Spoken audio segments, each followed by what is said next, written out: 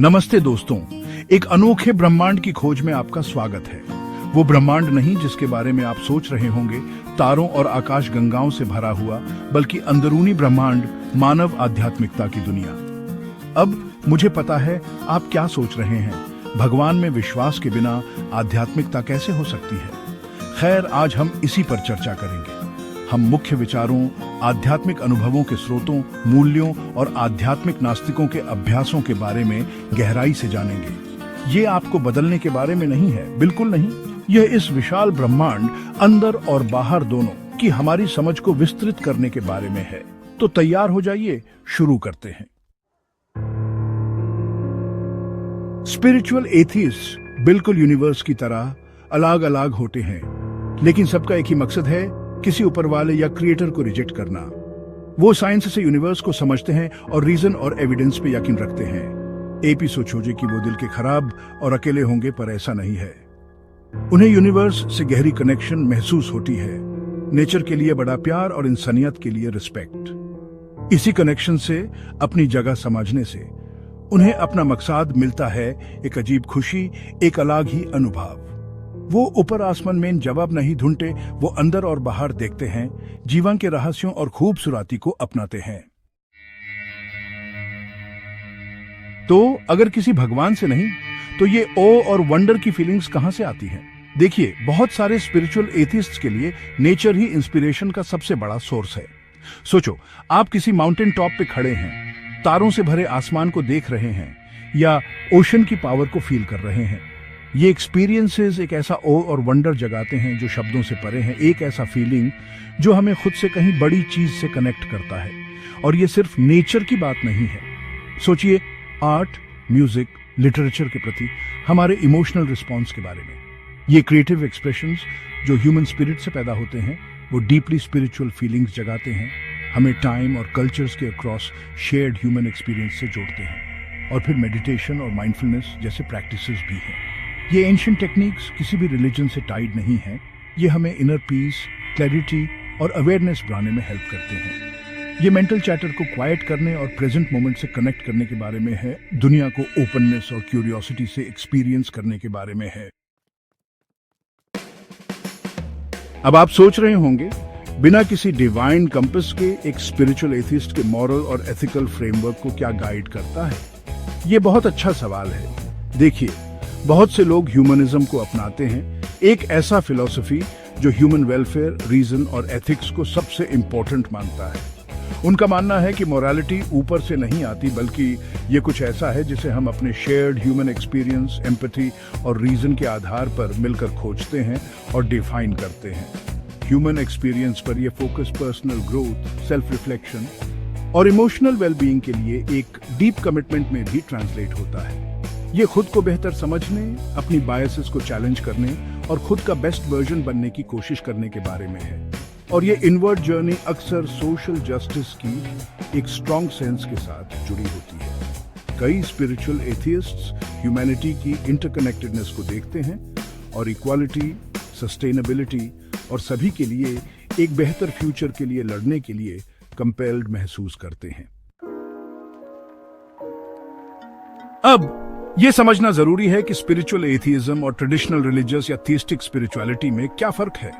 सबसे बड़ा अंतर है किसी डिवाइन बीइंग, आफ्टर लाइफ या सीक्रेट टेक्स्ट्स में विश्वास ना होना। जहां एक रिलीजियस पर्सन प्रेयर या रिचुअल्स में सॉलेस ढूंढता है, वहीं एक स्पिरिचुअल एथियस्ट अपने पर्सनल वैल्यूज और एक्सपीरियंसेस से मीनिंग ढूंढता है।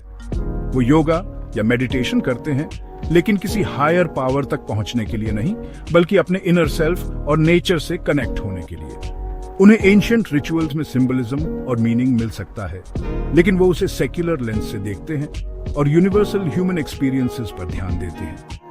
एक स्पिरिचुअल एथियस्ट के लिए स्पिरिचुअलिटी किसी डॉगमा को फॉलो करने या डिवाइन इंटरवेंशन के बारे में नहीं है। यह सेल्फ डिस्कवरी के इंटरनल जर्नी के बारे में है। इस विशाल और ऑ इंस्पायरिंग यूनिवर्स में मीनिंग और पर्पस ढूंढने के बारे में है, बिना किसी सुपरनैचुरल एक्सप्लेनेशंस के।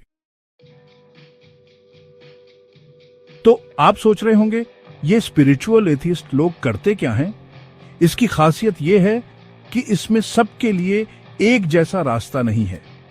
कुछ लोगों को जर्नल लिखने, कुदरत में घूमने या मेडिटेशन करने जैसे अकेले में किए जाने वाले कामों में सुकून मिलता है, जिससे वो अपने अंदर और कुदरत से जुड़ पाते हैं। कुछ लोग पुराने रिचुअल्स को नए तरीके से अपनाकर उनमें से सुपरनैचुरल एलिमेंट्स हटाकर और इंसानी अनुभवों पर ध्यान केंद्रित करके अर्थ ढूंढते हैं। और कुछ लोगों को ऐसे ग्रुप्स में कम्युनिटी और कनेक्शन मिलती है जो स्पिरिचुअलिटी के नॉन थियस्टिक अप्रोच को मानते हैं, जैसे कि यूनिटेरियन यूनिवर्सलिस्ट या सेक्युलर बुद्धिस्ट ग्रुप्स, जहां अलग अलग बैकग्राउंड्स के लोग अपनी स्पिरिचुअलिटी को एक्सप्लोर करने, अपने एक्सपीरियंसेस शेयर करने और एक दूसरे के इंडिविजुअल जर्नीज में सपोर्ट करने के लिए इकट्ठा होते हैं।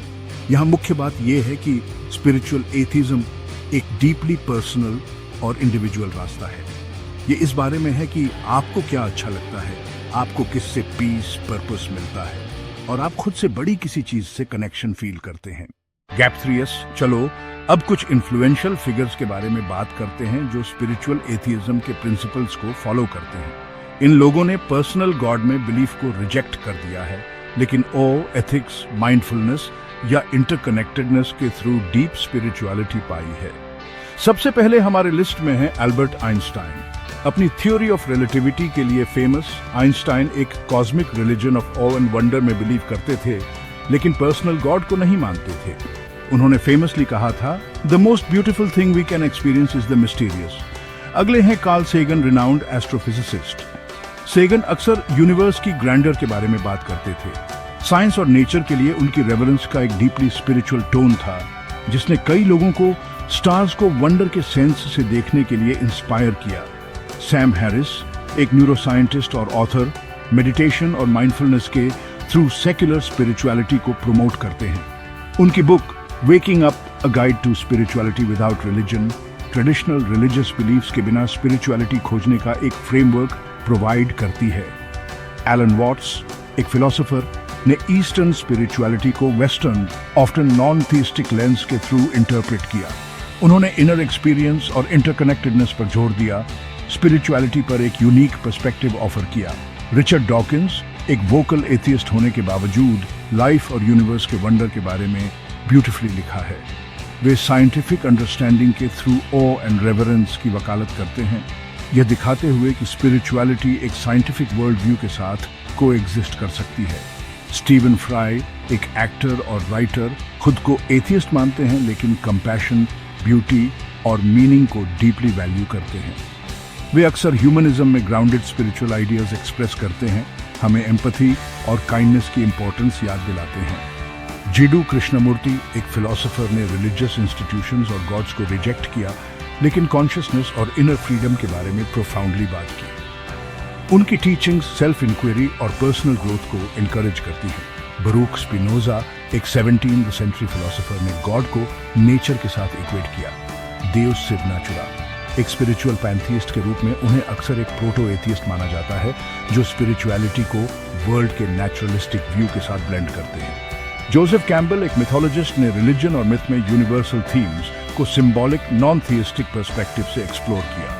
उन्होंने पर्सनल ट्रांसफॉर्मेशन और सेल्फ डिस्कवरी में रूटेड स्पिरिचुअल पाथ फॉलो करने के लिए इंकरेज किया। अंत में नील डिग्रासे टाइसन, एक एस्ट्रोफिजिसिस्ट, एथियस्ट लेबल से बचते हैं, लेकिन साइंस में ग्राउंडेड कॉस्मोस के लिए एक स्पिरिचुअल अप्रिसिएशन एक्सप्रेस करते हैं। उनका काम अनगिनत लोगों को यूनिवर्स में वंडर और मीनिंग खोजने के लिए इंस्पायर करता है। ये नोटेबल फिगर्स हमें दिखाते हैं कि स्पिरिचुअलिटी रिलीजियस बिलीफ तक ही सीमित नहीं है। ये कॉस्मोस के ऑ में, नॉलेज की परस्यूट में और एक दूसरे के साथ हमारे डीप कनेक्शंस में पाई जा सकती है। वे हमें याद दिलाते हैं कि एक स्पिरिचुअल लाइफ एक रिच और वेराइड टैपेस्ट्री है, जो क्यूरियोसिटी, कंपैशन और वंडर के थ्रेड से बुनी जाती है।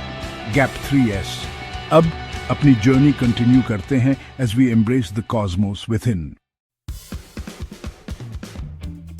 जैसे जैसे हम अपने स्पिरिचुअल एथिज्म की दुनिया के सफर का अंत करते हैं, मुझे उम्मीद है कि आप एक वंडर और पॉसिबिलिटीज की भावना के साथ जाते हैं।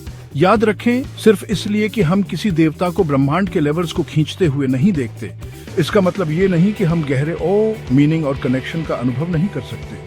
असल में मैं कहूंगा कि अननोन को अपनाना, अपनी इंटेलेक्ट और एम्पैथी पर भरोसा करना इस जर्नी को और भी प्रोफाउंड बनाता है। अगर इस एक्सप्लोरेशन ने आपकी क्यूरियोसिटी जगाई है, अगर इसने आपको एग्जिस्टेंस के नेचर के बारे में सोचने पर मजबूर किया है तो मेरे दोस्तों, हमने सच में कुछ कॉस्मिक कर दिखाया है। और माइंड एक्सपेंडिंग एडवेंचर्स के लिए लाइक, शेयर और सब्सक्राइब करना ना भूलें। अगली बार तक keep looking up, keep questioning और अपनी ट्रूथ को ढूंढते रहें। सबको पीस एंड लव।